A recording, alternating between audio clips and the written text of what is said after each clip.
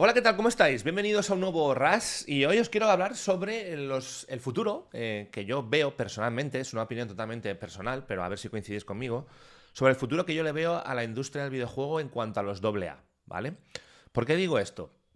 A ver, os cuento, me he estado jugando, como seguramente habréis visto en la portada del vídeo, he estado jugando la última semana al Fort Solis y a Kena Bridge of the Spirits, ¿vale?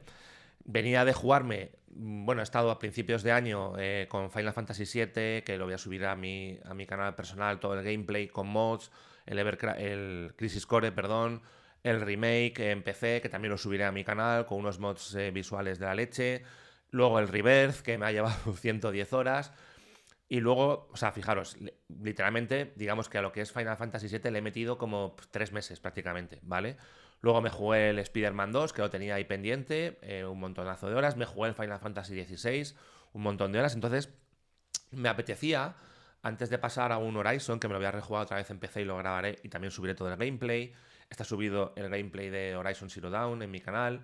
Luego me jugaré el Ghost of Tsushima, que quiero verlo también en PC. En fin, al final el tema está en que estos juegos ocupan muchísimo y de vez en cuando intercalar un doble A entre medias pues es bastante interesante. Entonces, como os digo, me he jugado el Fort Solis, fue anunciado creo que fue en el Summer Game Fest del año pasado, y si no en el evento de Navidades, en el de los Video Game Awards, pero creo que fue en el del verano pasado. Una aventurilla cortita, espacial, del tipo que a mí me gustan, literalmente creo que me ha durado unas 4 horas aproximadamente.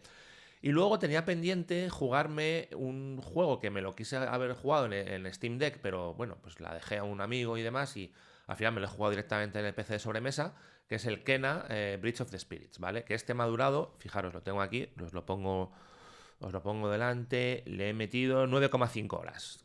Y le podía haber metido más, ¿eh? Porque tiene elementos de pues, buscar muchos tesoros, cositas por el mapa y demás, pero bueno, es lo que digo, un juego que en 10 horitas, si quieres, te lo terminas, te desintoxicas un poquito de todo lo que has estado haciendo y de la cantidad de horas que le has metido al otro videojuego triple A, mundo abierto, 50.000 iconos en el mapa, etcétera, etcétera, ¿vale? Y viene muy bien. Entonces, esto lo suelo hacer bastante. No sé vosotros cómo jugáis. Me escribís en la caja de comentarios, pues yo todo lo que juego es esto, o yo utilizo el PC o la consola para los juegos largos y a lo mejor una handheld como una Steam Deck o una Asus ROG Ally para juegos más pequeñitos y demás. Yo al final ahora, como lo estoy grabando absolutamente todo, de estos dos juegos, del Fort Solis y del Kena, también habrá todo el gameplay en mi canal, pues al final lo juego todo en PC y entonces de vez en cuando me apetece eso, refrescarme un poquito y coger alguna cosita pequeña. Tengo ahí entre medias lo diré, el Talos Principle, el 2, el uno me encantó. Ojo, porque estuve revisando en Steam, en la biblioteca de Steam, cuántas horas he metido a juegos y demás, y el Talos Principle 1 se me fue a las 29 horas, ¿vale? Eso fueron 29 horas ahí de pensar, pensar, pensar.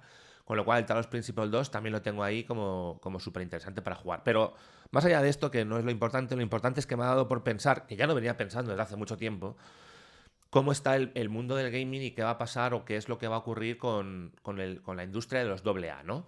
Hemos tenido esos anuncios de Square Enix, que ya demostramos en un vídeo que ni muchísimo menos van a dejar de hacer sus producciones y demás, porque evidentemente son sagas muy míticas y son sagas que no puedes hacer un AA de ellas. Cuando lo has intentado, como el Stranger of Paradise y demás, no has tenido respuesta. Pero en general, no me refiero ya a una saga muy, muy cultivada en el tiempo, con varias entregas y demás. En general, los publishers, los desarrolladores, mejor dicho, creo que van a empezar a ir a este modelo AA bastante intensamente. ¿Por qué? Bueno, lo hemos hablado muchas veces, pero yo siento repetirme, pero tengo que decirlo. A ver, pensemos que ahora mismo cada vez más desarrollar un videojuego es costoso. Es verdad, por ejemplo, que en su momento tú tenías un Unreal Engine, si querías hacerlo a un nivel muy, muy bestia, ¿no? Tenías otras opciones como Unity, etcétera, etcétera, que era más asequible económicamente. Con Unreal tenías que pagar un fee de varios millones, etcétera, etcétera. Ahora todo va muy... Te vamos a dejar que puedas desarrollar, no te vamos a poner piedras en el camino, pero si el juego funciona a partir de determinado nivel, quiero una especie de royalties, literalmente, sin especie, porque, oye, has podido desarrollar este videojuego gracias a mi motor, ¿vale? Entonces, ¿qué es lo que ocurre?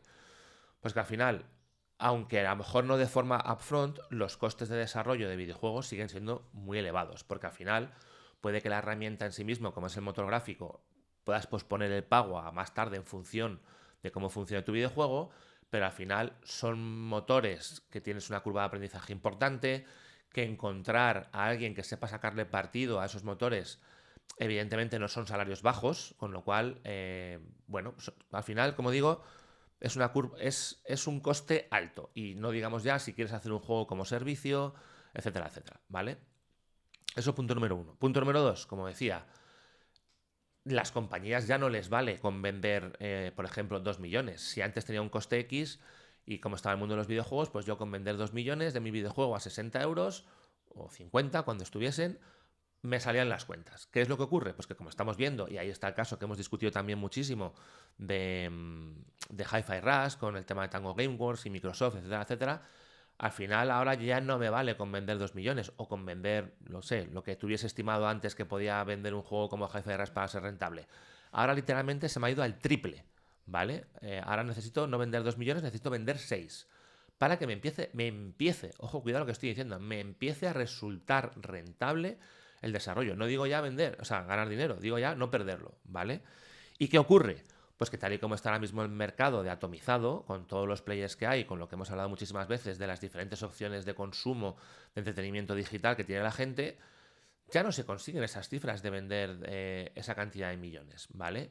Son muy pocos, y como digo, unas IPs ya como muy asentadas en el tiempo, aquellas que logran vender pues una cantidad de unidades lo suficientemente grande como para que esto pueda ser rentable. Por lo tanto, digamos que la industria del AAA no va a desaparecer, pero sí que es verdad que creo que veremos a ver cómo funciona el tema de la IA y cuánto puede ayudar a recortar gastos. Ya sé que alguno dirá, ya, pero a costa de las personas. Bueno, eso es otro tema. Eso lo veremos, pero va a ayudar a recortar gastos. Entonces, veremos a ver cómo funciona eso. Pero ahora mismo, a día de hoy, creo que el tema de los videojuegos AA es un mercado al que debe apuntar mucho desarrollador, ¿vale? Si hiciésemos una escala, que no tengo yo muy claro hasta qué punto se puede hacer esto, y esto es un axioma fundamental en el sector, digamos que tendríamos los videojuegos indies, los videojuegos AA y los videojuegos AAA, ¿vale? Para mí hay indies, determinada tipología de indies que están entre rozando lo que es el indie y rozando lo que es el AA. ¿Por qué? Porque tienen ese concepto indie en cuanto a soy un estudio independiente, este es el videojuego que yo hago, no me lo ha financiado nadie o tengo unas condiciones de financiación que yo me he buscado, soy libre para hacer mi videojuego, etcétera, etcétera, pero que tiene unos valores de producción que para mí claramente se asemejan a un AA, ¿vale? Y entonces es aquí a donde quiero llegar. La línea entre un indie y un AA se difumina muchas veces, ¿vale? ¿Y qué es lo que ocurre? Pues que me da un poco de miedo lo que paso a contar ahora, lo que puede ocurrir con mi teoría. Mi teoría es que las grandes desarrolladoras van a empezar a meter su cabeza en el desarrollo de los AA. Por ejemplo, un Square Enix no va a dejar de hacer sus AAA, pero va a hacer AA's, por ejemplo, los Octopath Traveler, yo creo que va a seguir haciéndolos, porque si lo haces bien, a lo mejor no vendes tanto como puedas vender en un AAA, pero realmente a nivel porcentual o a nivel proporcional te puede salir un videojuego rentable, ¿vale? Luego pensemos, estaba hablando de Steam, pensemos en que vendes 7 millones o 6 millones y encima de esos resulta que son el 50% cuando están rebajas y demás. El modelo, como digo, no es sostenible, ¿vale? Entonces tiene sentido que los grandes publishers se metan a desarrollar AA's, porque les puede salir rentable. ¿Cuál es el miedo que me da a mí aquí? Pues que entonces eso pueda sufrir un desplazamiento o que deje de ser un campo competitivo para esos desarrolladores más indies, ¿vale? Al final es como, si te vas a venir a ocupar el mercado que yo intento ocupar y que tú no deberías de estar aquí, me haces polvo. Y os voy a poner un ejemplo, que sé que muchos trabajáis, los que nos seguís, pues tenéis empresas, trabajáis en otros sectores industriales, etcétera, etcétera. Os voy a poner un ejemplo que es, a lo mejor algunos no conocéis, pero que es muy significativo. Cuando te llega, por ejemplo, un ministerio de cultura, o sí, alguna entidad pública y demás, y te saca pequeños contratos, licitaciones de pequeños contratos, y te dice, oye, pues mira, necesitamos a alguien que nos haga esto por 50.000 euros, 100.000 euros, ¿no? Algo tecnológico, un desarrollo de un software muy específico para un tal, venga, lo ofertamos, tiene que estar presupuesto 50.000 euros, o 60.000 o 100.000, ¿vale? Entonces tú coges y dices, ostras, esta es la mía, ¿sabes? Porque yo tengo aquí a mi equipito de gente, somos 6 7 desarrolladores, esto lo puedo desarrollar en un periodo de tiempo muy marcado, y entonces, pues venga, si son 60.000, yo se lo vendo por 50 para tener una oferta económica buena, pero realmente a mí a lo mejor me ha costado 30, buah, si me ha costado 30 o si me ha costado 40, que me llevo 10, que es casi sacando un 20% de margen, soy feliz y voy muy bien, ¿vale? Y eso es lo que hacen muchos pequeños estudios, aquí lo estoy hablando pues a lo mejor a nivel industrial, pero eso es lo que hacen muchos pequeños estudios. Ahora, ¿qué ocurre? Y que es lo que yo he visto en otros sectores y por eso creo que va a ocurrir también en el sector de los videojuegos. Que de repente tú te presentas a esa licitación donde dices, bueno, estoy con fulanito, con menganito, con tal, somos 3 o 4 del mismo nivel, no hay ningún problema, lo vamos a hacer bien. Y entonces de repente te das cuenta y dices, ostras, espera un momento, en la licitación está un Indra, que es una de las empresas tecnológicas más importantes de España, está un, no sé, un Telefónica, está la parte del Corte Inglés en desarrollo de software, que no me sale el nombre del brazo de desarrollo del Corte Inglés. Entonces dices, por un momento, ¿qué está pasando aquí? Estos son empresas a las que 50.000 euros de una licitación no le valen para nada. ¿Qué hace esta empresa? O sea, esta empresa está licitando o está haciendo proyectos de millones o decenas de millones de euros. ¿Qué hace aquí ahora mismo licitando por 50.000 euros? Este es mi terreno, déjame mi espacio y no me vengas aquí a usurpar este espacio donde yo soy bueno.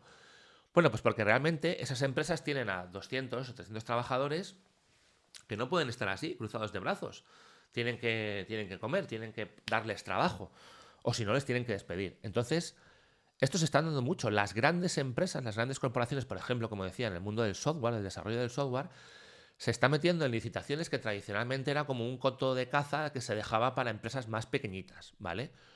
Con el problema de que llegan con su potencia, con su, ¿cómo decirlo? Con su pipeline de trabajo, yo sé desarrollar esto, pues te vamos a dar puntos en la licitación porque tengas experiencia en tal o cual. Claro, tú llegas como empresa pequeñita, has hecho 2 proyectos, estos han hecho 200. Tú lo bajas a, pues eso, si son 50.000 tope, lo bajas a 40 porque dices, ostras, gano 10 y ya me supone un mundo. Estos a lo mejor te lo tiran a 30 porque dicen, si yo lo que quiero es que tengan trabajo, quiero meter la cabeza, ¿vale? Entonces, ¿qué pasa? Pues que empiezan a desplazar a las empresas pequeñas y se empieza a generar un desplazamiento y una alteración, digamos, de los asentamientos típicos donde determinados tiers de empresa están ubicados, bastante importante. Mi sensación, repito, es una sensación personal, no sé si coincidiréis o no. Mi sensación personal es que esto puede llegar a ocurrir en el sector del gaming. Que las grandes publishers digan, pues ahora vamos a hacer un videojuego AA. Y encima, si quiero expandir mi propiedad intelectual, tengo el hook de es un videojuego AA, pero con mi IP tan importante y demás. O con una IP nueva, me da exactamente igual. ¿Y qué es lo que ocurre? Pues que al final la visibilidad, la maquinaria de marketing que llevan detrás, el boca a oreja que llevan detrás esas compañías, etcétera, etcétera, la repercusión que van a tener en medios de comunicación, pues hace que el día que yo tenga que coger y jugarme un AA, porque estoy ya hasta arriba de haberme jugado 2 AAAs de 50 horas cada uno, pues que probablemente a lo mejor en mi galería mental estén juegos no de compañías pequeñitas como es la de Ember Lab, que es el de Kena, o Future Labs, creo que se llama, o Future Strike, que son los de Fort Solis, sino que estarán en mi mente pues videojuegos a lo mejor de compañías mucho más grandes y ese tiempo, digamos, limitado, ese tiempo de desasosiego que yo utilizo entre videojuego y videojuego largo para utilizar un AA, pues a lo mejor lo pierdan y pierdan su sitio, ¿vale? Es, repito, mi sensación, no hay, digamos, un estudio de mercado que pueda corroborar esto, pero creo que puede llegar a pasar y entonces al final la industria está en un momento raro. Los modelos de negocio, las ventas, la escalabilidad, el colapso que hemos tratado muchas veces en este canal que se produce, pues creo que puede llegar a ser un problema importante. Pero bueno, de cara al jugador lo bueno es que vamos a tener, como digo, muchas oportunidades y muchas opciones cada vez más variadas, con lo cual el menú para elegir es perfecto. De cara a lo que es la sostenibilidad de las compañías dentro del sector, van a empezar a tener problemas todas. Las que hacen triple SaaS porque es muy complicado que empiecen a ser rentables y las que hacen doble SaaS porque creo que van a haber un poco usurpado su posición en el mercado y su nicho hacia el tipo de público al que van. Una vez más, como he dicho ya durante todo el vídeo, es opinión personal. Decidme en la caja de comentarios si creéis que está bien tirada el concepto, si creéis que eso no va a pasar, si creéis que al final el que va por un indie se preocupa realmente de ver si la compañía que hay detrás está lo cual, apoyarla, etcétera, etcétera. En fin, cualquier comentario que nos dejéis en comentarios pues es bien recibido, sabéis que contestamos a todos y nos vemos en un próximo vídeo. Chao.